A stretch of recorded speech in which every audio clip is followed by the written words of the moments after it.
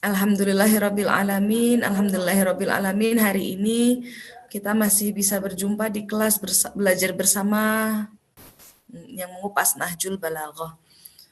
Makasih banyak untuk ibu-ibu, teman-teman, kakak-kakak, adik-adik, saudara-saudara semua yang selalu bersedia membersamai proses belajar bersama ini. Semoga kita bisa selalu memetik berkah dari kata-kata penuh hikmah dari Amirul Mukminin Ali bin Abi Thalib alaihi salam.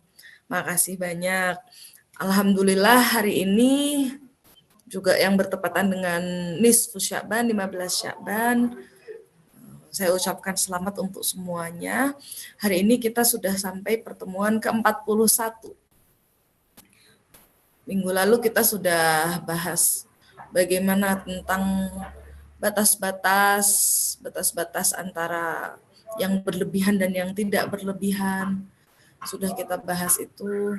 Lalu juga kita sudah bahas tentang bagaimana kecintaan kepada Rasulullah Shallallahu Alaihi Wasallam, juga kecintaan kepada Imam Ali bin Abi Thalib alaihi salam, juga kecintaan kepada ahlul baitnya yang suci itu akan membuat sebuah revolusi besar dalam diri kita sehingga kita harus berjuang sungguh-sungguh. Jihad artinya adalah berjuang sungguh-sungguh. Dan jihadul akbar, jihad yang paling besar adalah jihad an-nafs, yaitu bersungguh-sungguh dalam memperbaiki diri, bersungguh-sungguh dalam menggunakan semua karunia yang Allah telah berikan kepada kita di jalannya. Jadi ini adalah sebuah revolusi besar sehingga ketika kita sudah menetapkan diri ini, hati ini di jalan kecintaan kepada mereka, kita pasti harus berjuang, kita pasti harus berusaha keras, kita pasti harus mengalami kesulitan-kesulitan. Sehingga Imam Ali bin Abi Thalib dalam Hikmah 111 dikutip gitu ya, bahwa beliau berkata bahwa jika sebuah gunung mencintaiku, dia juga pasti akan runtuh, akan luluh lantak menjadi debu.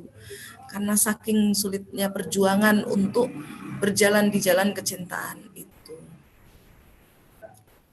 Jadi ini adalah perjuangan yang sungguh-sungguh dalam menjadi hamba Allah itu adalah sebuah perjuangan yang sangat sulit. Juga pada Hikmah 112 juga kita sudah bahas bahwa ketika kita mencintai ahlul bait Nabi Shallallahu Alaihi Wasallam, pasti kita akan diuji. Bisa jadi salah satu ujiannya adalah kemiskinan. Dan kita harus siap juga untuk mengenakan pakaian kesederhanaan. Kita harus mau hidup sederhana dan tidak bermewah-mewahan. Harta kita bukan kita pakai untuk bermewah-mewah dan bersenang-senang, tapi untuk berjuang di jalannya, untuk disumbangkan di jalan yang baik, di jalan yang di sirotol mustaqim gitu ya, di jalan Allah gitu ya. Sehingga ketika kita pun ada karunia berlebih yang berupa harta, misalnya ada harta yang berlebih gitu ya, itu tidak kita gunakan untuk bermewah-mewahan dan akhirnya kita hidup sederhana gitu. Lalu ada juga tentang bagaimana ya sepanjang sejarah kenyataan mengatakan bahwa para pecinta Ahlul Bait alaihimussalam selalu ditekan oleh para penguasa zalim, termasuk tekanan ekonomi. Jadi mereka tidak bisa hidup mereka nggak bisa mendapatkan kemudahan secara ekonomi gitu ya. Jadi ini di hikmah-hikmah sebelumnya sudah kita bahas bahwa di jalan kecintaan ini kita harus selalu berjuang membersihkan diri, membersihkan kekotoran-kekotoran yang ada di dalam batin kita, supaya kita bisa menjadi hamba yang sebaik-baiknya hamba, supaya kita bisa menjadi hamba yang sesungguhnya. Dan di hikmah selanjutnya, di hikmah 113, di pertemuan 41 ini, kita akan membahas sebuah hikmah yang berisi 18 nasihat dari Imam Ali bin Abi Thalib alaihi salam. Nah, 18 nasihat ini berisi tentang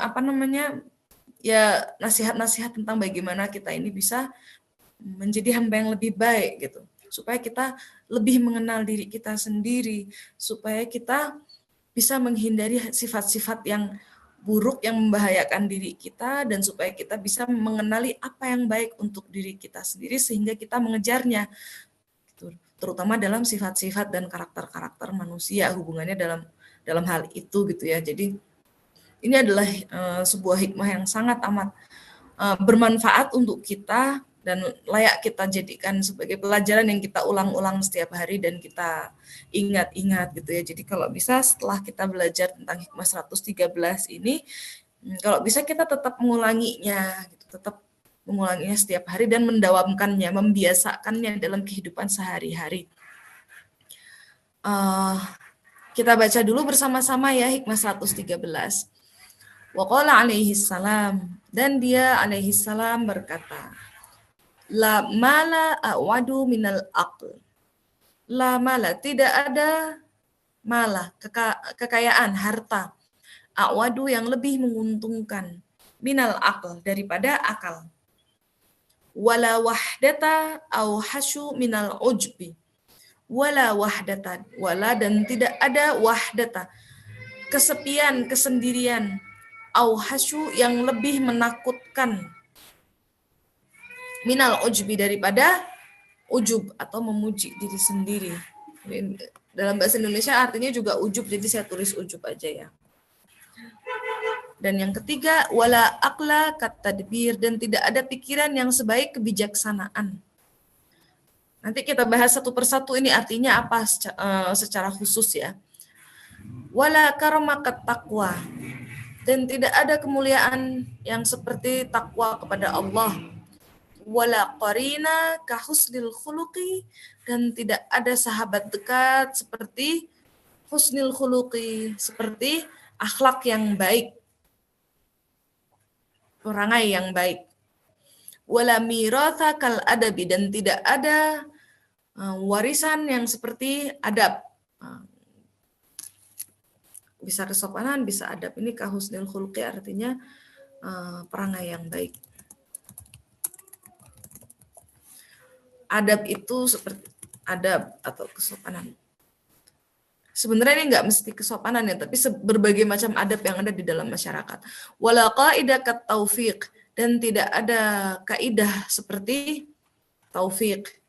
Wala tijarata kal amalis sholih, dan tidak ada perniagaan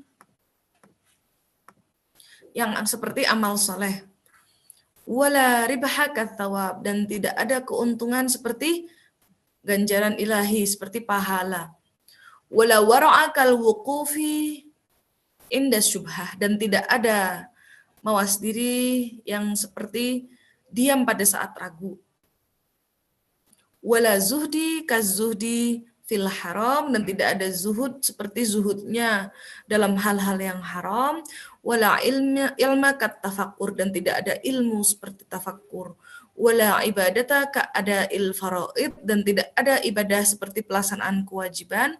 Wala imana kala haya'i was sabri, dan tidak ada iman seperti kesederhanaan dan kesabaran. Wala hasabakat tawadhu, dan tidak ada pencapaian seperti kerendahan hati. Wala syarafakal ilmi, dan tidak ada kehormatan seperti pengetahuan. Wala izzakal hilmi, dan tidak ada keperkasaan seperti toleransi dan kesabaran. Wala muzaharata awthaqu minal musyawarah, dan tidak ada dukungan yang lebih dapat diandalkan daripada musyawarah, daripada nasihat. Jadi di sini ada banyak sekali ya nasihat, ada 18 nasihat. Kalau hanya dibaca sekilas mungkin tidak terlalu berbekas, maka kita harus kita satu persatu kita baca ya. Satu persatu setiap kata-kata yang beliau keluarkan dari lisannya itu memiliki hikmah yang luar biasa dalam. Oleh karena itu kita seperti biasa di hikmah Nahjul Balaghah ini kita bedah satu persatu ya. Jadi kata per kata, kalimat per kalimat, lalu kata per kata kita bahas. Yang pertama ya, jadi ada 18 nasihat penting. Yang pertama, la mala awadu minal aqli. Tidak ada kekayaan yang lebih menguntungkan daripada akal. Mal itu artinya kepemilikan, sesuatu yang kita miliki. Sering diartikan juga kekayaan dalam ya khususnya adalah sesuatu harta benda ya, harta benda. Harta benda. Seringnya dipakai untuk menyebut harta benda. Kekayaan, sesuatu yang kita miliki. Harta benda adalah materinya, tapi bisa jadi yang kita miliki hal-hal yang lain juga gitu ya. Kekayaan itu bisa kekayaan batiniah, bisa kekayaan juga lahiriah. Batiniah itu ya misalnya kecerdasan, bakat gitu ya. Lalu apa namanya? Yang lahiriah contohnya apa? Contohnya ya misalnya mobil, rumah, uang, harta yang seperti itu. Nah, kita memiliki banyak gitu ya. Apa yang sudah dinisbatkan kepada kita itu ya nisbatnya ini adalah milik kita gitu. Itu ada banyak gitu, ada banyak hal. Walaupun itu semua adalah dari Allah gitu ya, dan Allah titipkan pada kita. Di dunia mau nggak mau kita ada namanya nisbat kepemilikan gitu ya. Jadi kita memiliki sesuatu misalnya. Dan tidak ada yang lebih menguntungkan daripada akal. Akal itu apa sih? Orang yang berakal itu adalah orang yang bisa berpikir. Bisa tahu mana yang benar, mana yang salah, mana yang baik, mana yang buruk. Dan bertindak sesuai apa yang dia ketahui itu. Ketika seseorang tidak bertindak sesuai yang diketahui, dia masih belum termasuk pada orang yang berakal. Jadi dia bukan hanya menentukan benar atau salah dan baik atau buruk, tapi dia juga memutuskan apa yang harus dia lakukan. Nah, ketika orang tidak bisa memutuskan apa yang harus dia lakukan dan tidak melakukan sesuai dengan ilmunya, sesuai dengan yang dia ketahui, dia belum termasuk orang yang berakal. Dengan akal manusia bisa memahami maknanya apa. Manusia bisa berpikir logikanya seperti apa. Manusia bisa memproses fakta-fakta yang ada, apa yang dia lihat, apa yang dia alami. Dia bisa membandingkan apakah benar seperti ini, apakah benar seperti itu, ini hubungannya apa dengan konsep-konsep sebelumnya. Gitu. Jadi dengan akal manusia bisa mengubah, membenarkan keyakinan atau praktik atau amal-amal atau apapun yang terlihat, yang ada dia lihat dan dia alami di kehidupan bermasyarakat ini berdasarkan semua informasi yang dia punya gitu. Jadi apa-apa yang dia tahu, dia coba lihat, kemudian dia proses dengan akal itu, dia berpikir, kira-kira ini cocok atau enggak dengan apa yang sudah aku tahu selama ini, seperti itu. Dengan akal manusia itu mengendalikan apa? Mengendalikan dan menahan keinginannya, mengarahkan tindakannya itu mau jadi seperti apa. Jadi akal itu apa? Ada kekuatan yang batin ya, tidak terlihat dari luar gitu kan, tidak terlihat tapi yang terlihat, kalaupun terlihat dalam bentuk tindakan terlihatnya ya. Tapi akal itu sendiri adalah sebuah kekuatan batin gitu yang bisa membuat manusia ini membedakan mana yang baik dan buruk, mana yang benar dan salah gitu ya. Lalu apa? A'wadu itu artinya lebih menguntungkan, memberikan keuntungan balik kepada kita. Biasanya kalau kita sebut mal itu kan di dalam bahasa Arab lebih sering digunakan untuk menyebut kepemilikan harta benda. Dan itu dikaitkan dengan kata a'wadu. A'wadu itu punya return, punya profit, punya keuntungan. Harta yang ada keuntungan, investasi yang ada untung baliknya itu real. Hal-hal yang bentuknya harta benda gitu ya, hal-hal yang berupa kesenangan duniawi gitu. Tetapi di dalam hikmah ini Imam Ali bin Abi Thalib alaihissalam menyebutkan bahwa justru justru kekayaan, kepemilikan yang kita punya yang akan memberikan keuntungan balik paling besar untuk kita adalah sebuah kekuatan batin yang tidak terlihat dari luar selain dari tindakan yang diperoleh dari situ ya. Jadi apa? Akal gitu. Jadi akal tuh nggak terlihat. Dia hanya terlihat kalau sudah tertuang dalam lisan atau dalam perbuatan gitu kan. Tapi kalau tidak tertuang, akal pun masih terus bekerja, pikiran manusia masih terus bekerja. Walaupun orang lain lagi nggak bicara, tapi dia bisa dalam hatinya lagi berpikir dan lagi ribut di kepalanya. Walaupun orang sedang nggak bertindak, bisa jadi dia sedang merenung gitu kan. Jadi akal itu adalah sebuah kekuatan batin, sebuah kekuatan yang orang lain ini nggak lihat. Ada di dalam kepala masing-masingnya di otak gitu ya, otak manusia, terus orang nggak tahu gitu, nggak bisa lihat, kecuali kalau memang diungkapkan dalam tindakan atau dalam lisan. Itu pun ketika diungkapkan dalam perbuatan maupun dalam lisan, belum tentu seperti apa yang dia pikirkan gitu. Jadi tidak ada yang pernah tahu apa yang dipikirkan orang lain secara tepat gitu, 100% tahu nggak mungkin. Jadi justru kekayaan yang lebih menguntungkan dari apapun itu adalah akal. Ya, kita lihat modal ya. Ada modal, ada kepemilikan, ada modal spiritual, ada modal material. Modal spiritual ada pendidikan orang tua misalnya, atau lingkungan yang baik, atau itu juga sebenarnya materialnya lingkungan itu. Tapi lingkungan yang baik itu maksudnya lingkungan yang orang-orangnya itu juga mendukung spiritualnya dia, itu modal spiritual. Modal spiritual. Lalu ada modal material, misalnya harta, warisan harta. Manusia tuh berpikir bahwa kekayaan bakal mendatangkan keuntungan, gitu kan. Ternyata tidak seperti ini. Keuntungannya itu, misalnya kita lihat dari segi duniawi. Kita lihat banyak orang udah punya modal warisan dari orang tua, tapi karena dia nggak pintar mengatur hartanya, dia juga akhirnya cepat miskin. Akhirnya semua harta warisannya hilang gitu. Misalnya ditipu orang atau dia belanjakan dengan nggak pakai diatur, nggak pakai dijadikan produktif juga. Akhirnya apapun yang dikasih dari orang tuanya, warisannya atau apapun modal yang dia punya akan dalam sekejap hilang gitu. Kita juga sering lihat bahwa banyak orang yang sukses yang mulai dari nol, yang nggak punya apa-apa awalnya, tapi karena dia punya akal gitu ya, dia banyak akal, akhirnya dia sukses gitu. Dari segi material seperti ini. Dari segi non-material juga seperti itu sama. Kekayaan kalau tidak digunakan di jalan Allah, maka dia akan tidak mendatangkan keuntungan secara spiritual juga kan. Juga dari hal misalnya modal spiritual. Modal spiritual misalnya apa? Misalnya pendidikan orang tua misalnya ya. Misalnya kita lihat gitu, banyak nggak sedikit anak-anak orang soleh, anak-anak para nabi yang terjerumus, yang juga membangkang gitu kan. Dan nggak sedikit juga orang kafir yang malah menjadi soleh. Misalnya anak orang-orang yang murtad, kemudian dia malah menjadi soleh gitu kan. Jadi apa yang membedakan ini? Apa yang membuat ada keuntungan duniawi maupun keuntungan spiritual yang datang kepada orang itu adalah akal.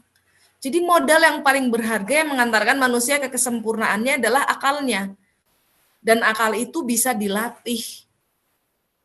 Dengan cara apa? Dengan cara refleksi, kontemplasi, muhasabah diri. Setiap hari harus kita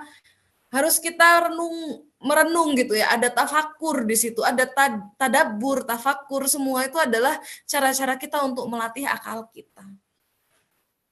Gitu ya, yang berkaitan dengan segala hal tentang misalnya tentang penciptaan, tentang alam, tentang tujuan hidup kita, tentang apa yang baik untuk kita, itu diperoleh dari apa? Tafakur dan tadabbur ya. Juga belajar, mencari ilmu dan segala macam. Mencari ilmu pun kalau nggak disertai dengan berpikir, nggak ada gunanya gitu ya. Berpikir itu benar-benar aktivitas yang kita lakukan dalam batin kita sendiri, aktif kita. Gitu ya.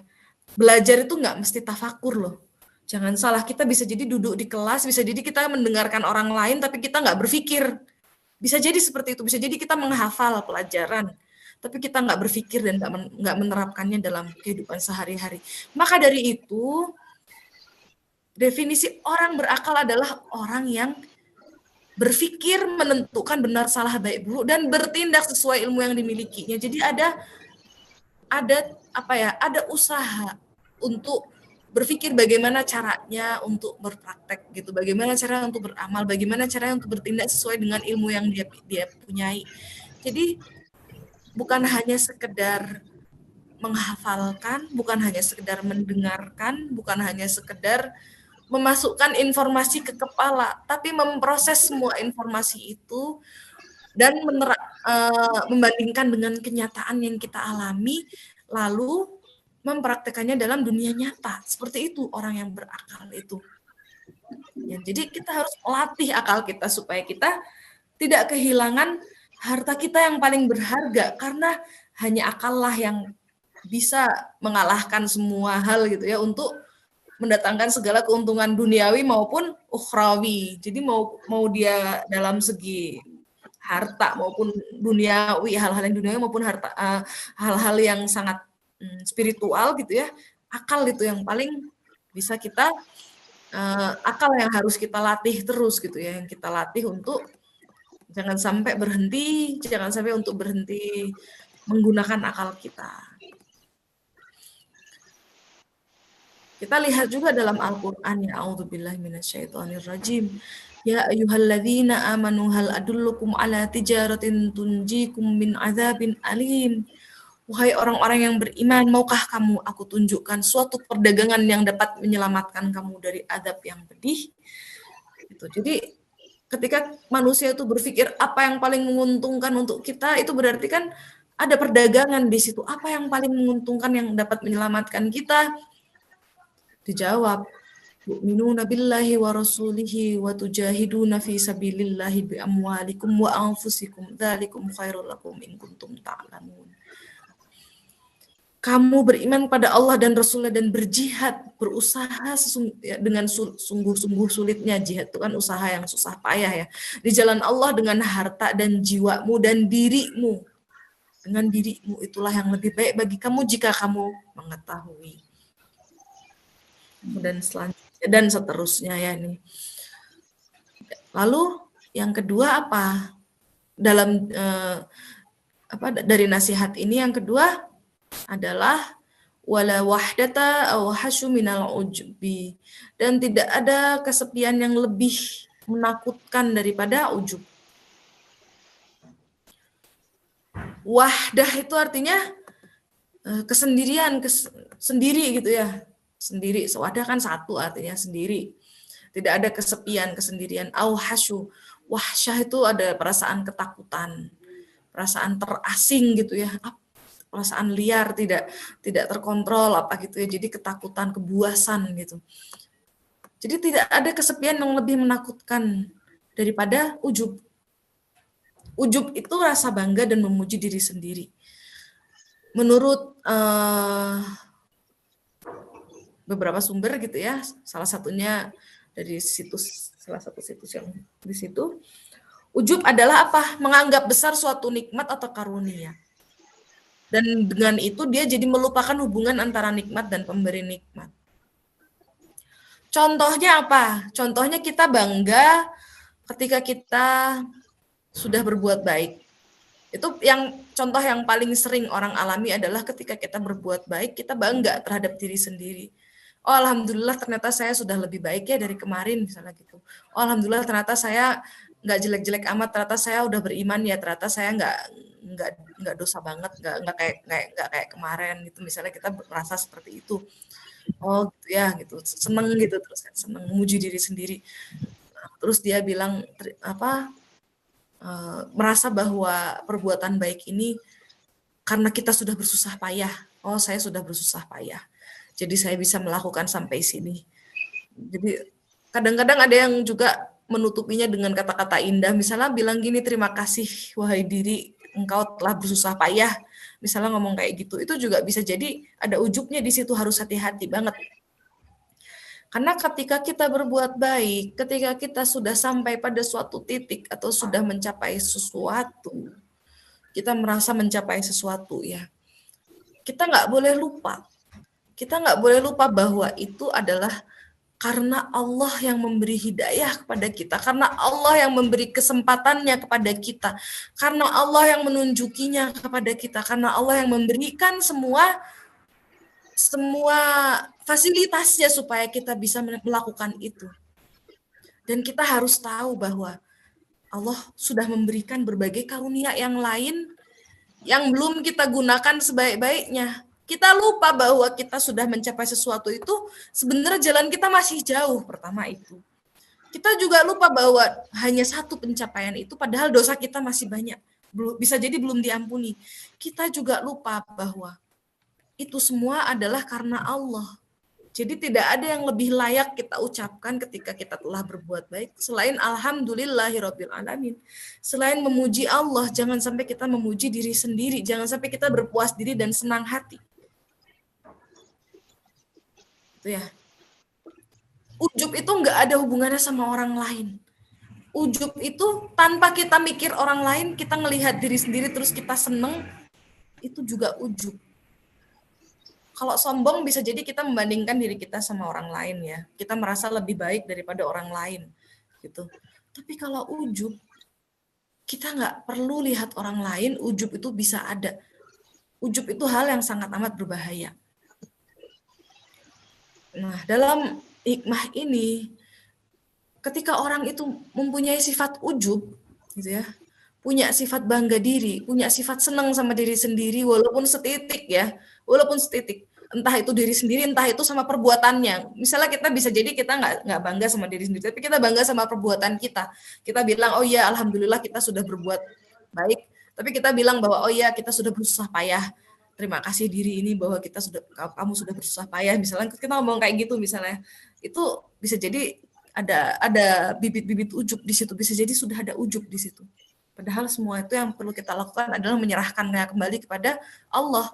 Jadi kalau kita mau memperbaiki amal-amal kita, membersihkan diri kita, yang paling penting adalah memperbaiki tauhid, adalah bagaimana hubungan kita dengan Allah, adalah bagaimana cara kita berpikir sebagai hamba dan bagaimana cara kita bagaimana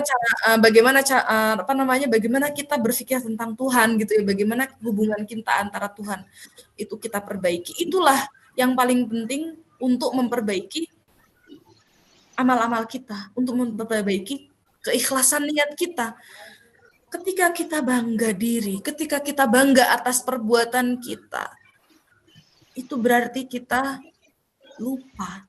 Berarti kita lupa bahwa ada Tuhan di situ.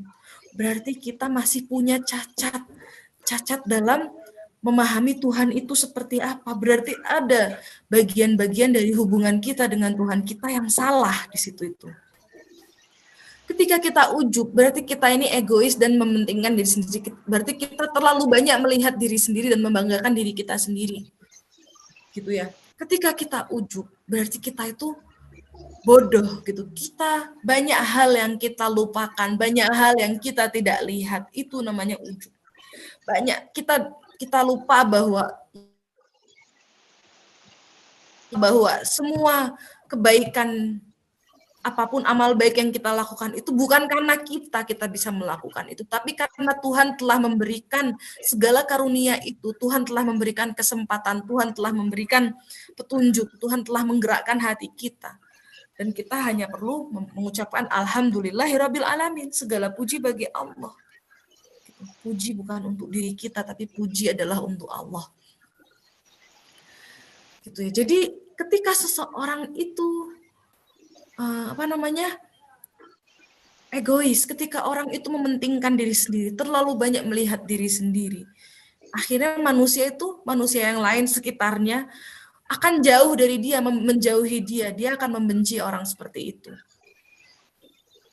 Orang-orang yang seperti ini, orang-orang yang memiliki ujub, naudzubillah min dzalik, semoga kita dilindungi dan selalu dibersihkan dari sifat-sifat seperti ini, dari sifat-sifat ujub ini.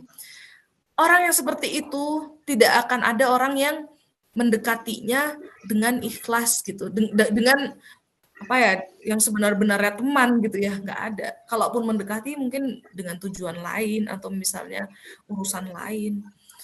Lalu orang yang ujub itu walaupun dia punya teman, nanti dia tidak akan merasa ada orang lain yang layak untuk bersahabat dengan dia. Dia punya rasa superioritas imajiner gitu ya. Jadi di imajinasinya dia tuh merasa superior.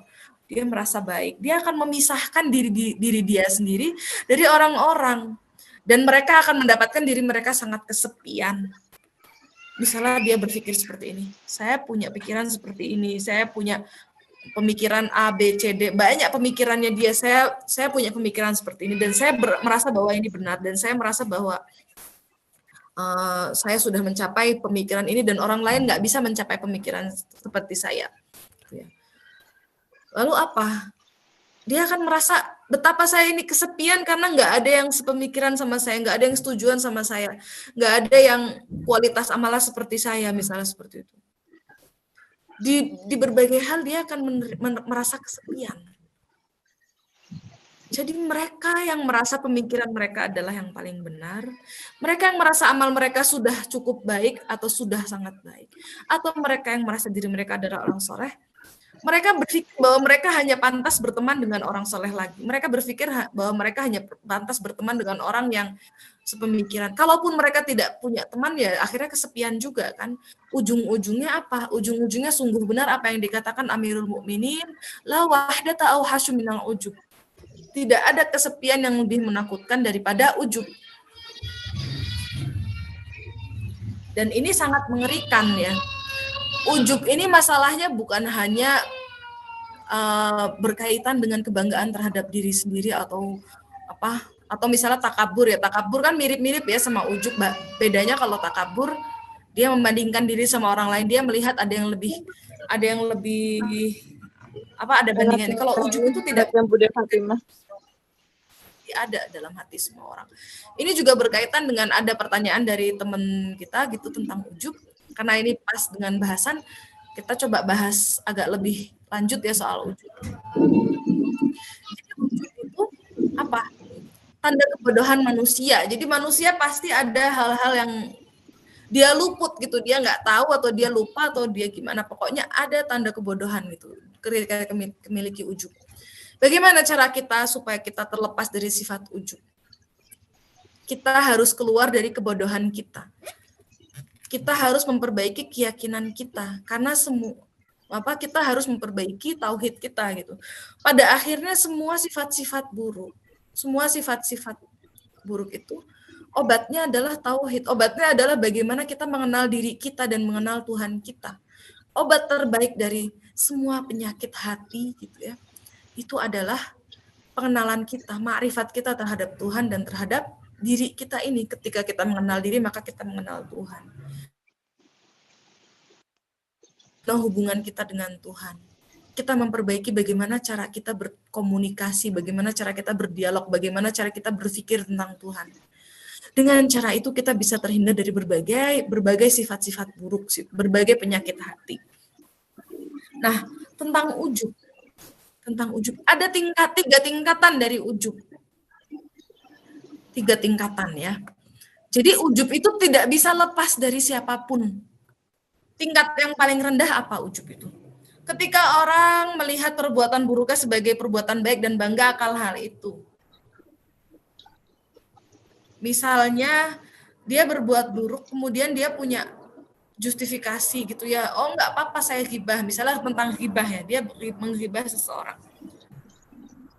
Terus dia punya argumentasi, saya nggak apa-apa ghibah. Misalnya dia merasa lebih baik dari orang itu, atau misalnya dia merasa orang itu salah, atau merasa dia bilang nggak apa-apa saya ngomong kayak gini supaya orang terhindar dari keburukannya daripada orang lain juga kena keburukannya. Memang ada hal-hal yang ada batasan-batasannya gitu ya, ada batasan-batasan ketika peringatan tentang orang lain itu nggak masalah dikatakan pada orang lain. Tapi ada juga secara umum gitu ya, secara umum itu tidak boleh gitu kan ya, secara umum. Apapun itu, misalnya mencuri, katakanlah mencuri kemudian dia bilang tidak apa-apa saya mencuri karena saya ingin memenuhi kebutuhan keluarga saya dan ini adalah perbuatan baik gitu. Misalnya itu contohnya kayak gitu. Tidak apa-apa saya mencuri uang dari orang kaya, mereka kan korupsi, misalnya ada orang bilang kayak gitu. Daripada mereka daripada mereka gunakan uang haram, mendingan saya yang pakai uang mereka untuk memenuhi kebutuhan keluarga saya, misalnya kayak gitu. Berbagai macam perbuatan buruk lah, apapun perbuatan buruknya. Kemudian dia bangga dengan perbuatan buruk itu. Dia bangga dan menganggap perbuatan buruknya itu baik. Padahal kalau dia punya ilmunya, dia bisa menyadari bahwa perbuatan buruknya itu memang buruk gitu, bukan jelek, bukan baik. Nah, ini adalah tingkat yang paling rendah. dari kebodohan dan kekejaman ya. Jadi bisa jadi orang kejam kalau orang bisa menganggap perbuatan buruk aja jadi perbuatan baik. Perbuatan yang jelas-jelas salah, perbuatan yang jelas-jelas dosa, ketika orang menganggapnya sebuah perbuatan baik, itu adalah ujub yang paling jelek, ujub yang paling tinggi, ujub yang paling buruk gitu ya. Lalu yang kedua adalah ujub yang sering dialami oleh ya saya, kita semua, oleh orang-orang yang berbuat baik, kemudian dia memuji diri sendiri untuk itu. Bisa juga dia menghina atau mengutuk orang lain, tapi bisa juga enggak, bisa jadi enggak ada hubungannya sama orang lain juga. Bisa jadi dia hanya senang karena diri sendiri. Oh iya, alhamdulillah saya sudah baik, saya orang baik gitu. Saya hanya berpikir bahwa saya orang baik dan saya bukan orang buruk, itu aja udah ujub. Orang yang seperti ini enggak menyadari bahwa kondisi kesuksesan dan ujian ilahi itulah yang menyebabkan dia dihiasi dengan berbagai sifat-sifat dan atribut baik yang dia punya itu gitu ya. Contohnya ya itu, inilah yang orang-orang yang terlalu banyak melihat diri sendiri, terlalu banyak mikir tentang diri sendiri, itulah yang bakal jadi ujub itu. Yang tahap ketiga itu bahkan ketika, jadi kalau yang tahap kedua itu tahap yang ya cukup umum juga gitu, sangat umum dan sangat sering ditemui. Ketika orang sudah berbuat baik, ketika orang sudah sampai pada titik tertentu, ketika orang sudah menjaga diri jadi orang yang taat setiap hari, kemudian dia merasa bahwa ya ini karena masih ada setitik saja pemikiran bahwa ini karena kita berusaha, ini karena diri kita gitu ya. Saya sudah baik, perbuatan saya baik, sedikit aja pemikiran seperti itu adalah ujub, dan itu berbahaya gitu, nggak boleh punya ujub. Lalu apa? Dan yang tingkat ketiga adalah tingkat yang sangat lembut, yang bahkan orang-orang yang sudah tidak pernah berbuat salah juga. Ini ada orang-orang yang nggak berbuat salah, sudah nggak pernah berbuat dosa, sudah nggak punya sifat buruk, dan dia sudah mengakui bahwa semua kebaikannya adalah berasal dari Tuhan. Semua amal baiknya adalah karena karunia Tuhan. Dia sudah sampai ke titik itu, dia juga masih bisa ujub. Kenapa? Ketika dia itu tidak bisa melampaui keberadaannya, dia tidak bisa menganggap dia selalu menganggap dirinya makhluk yang independen, tidak tergantung pada Tuhan gitu. Dia menganggap dirinya ada keterlapasan sedikit pun dengan Tuhan. Dia tidak mengakui bahwa seluruh keberadaan dia itu sebenarnya semuanya adalah ketiadaan gitu ya. Dan semua cerminan keberadaannya atau sifat-sifatnya semuanya adalah emanasi dari Tuhan seharusnya. Lalu zatnya itu sebenarnya adalah bukan apa-apa dan mana. Tapi ketiadaan itu masih lebih sedikit daripada sesuatu yang tiada. Ini benar-benar tauhid gitu. Jadi orang yang tidak memahami eksistensinya, ketika dia merasa dia ini independen, terlepas dari Tuhan, walaupun keterlepasan ini sedikit saja, dia misalnya ada setitik saja pemikiran bahwa saya ada ketidakbergantungan pada Tuhan, ada saja sedikit saja pemikiran bahwa kebaikan ini, walaupun kebaikan ini adalah pilihanku gitu misalnya, semuanya masih ada sedikit aja pemikiran bahwa saya ini keberadaan saya ya, bukan hanya soal kebaikan ya, soal keberadaan eksistensi dia ini itu merupakan bukan emanasi dari Tuhan gitu ya. Jadi ini benar-benar sedikit saja kesalahan ini ada namanya diri gitu, masih ada tentang diri, itu termasuk dalam ujub. Ketika dia masih mikir tentang diri kita, diri itu sesuatu yang terlepas dari Tuhan gitu, itu ujub, masih termasuk dalam tingkatan ujub. Jadi siapapun orang semuanya bisa terkena penyakit ujub ini, tidak terbatasi dia adalah seorang yang ahli maksiat, atau dia orang yang ahli berbuat baik, atau dia adalah ulama, atau dia adalah ahli suluk, atau dia adalah sufi, atau dia adalah siapapun itu. tidak dibatasi siapapun pasti bisa kena penyakit ujub dengan berbagai tingkatannya. Jadi kita harus sangat berhati-hati dalam hal ujub ini.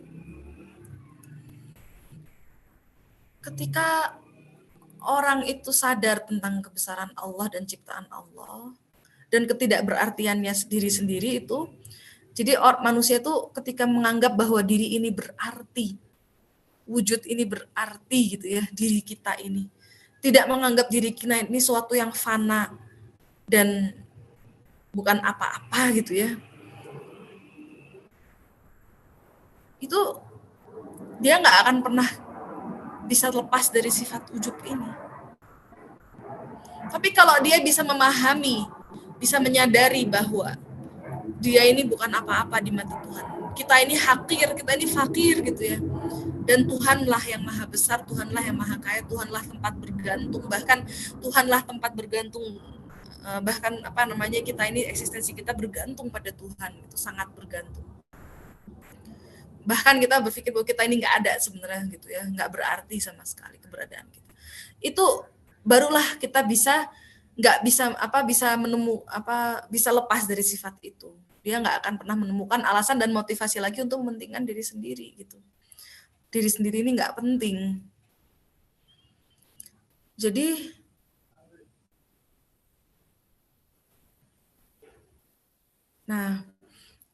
bagaimana cara lepas dari ujub? Yang pertama adalah memperbaiki bagaimana hubungan kita dengan Tuhan. Memperbaiki bagaimana memperbaiki tauhid kita, pemahaman kita tentang Tuhan. Itu yang pertama, paling intinya adalah itu. Imam As-Shadiq juga berkata dalam suatu riwayat. Jadi menurut Imam Ja'far As-Shadiq, saya langsung bacakan artinya aja ya. Kalau ada yang mau baca bahasa Arabnya silahkan, karena panjang dan waktunya juga sudah terbatas, saya akan bacakan artinya aja ya. Jadi menurut Imam Ja'far sangat luar biasa dan mengejutkan gitu. Kalau orang tuh takjub dengan amalnya tanpa mengetahui apa akibatnya nanti. Akibatnya luar biasa.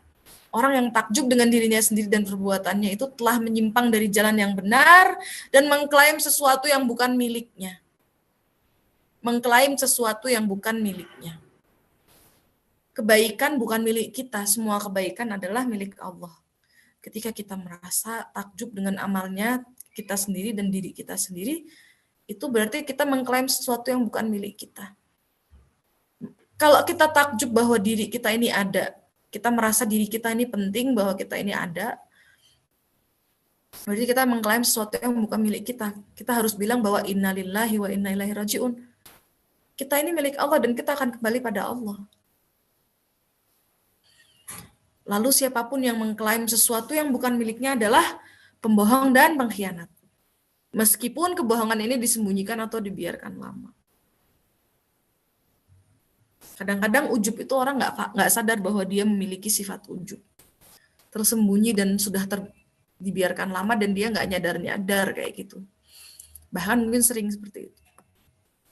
Hal yang pertama harus dilakukan pada orang yang ujub adalah, nah ini sangat praktis ya untuk melepaskan diri dari sifat ujub itu seperti apa.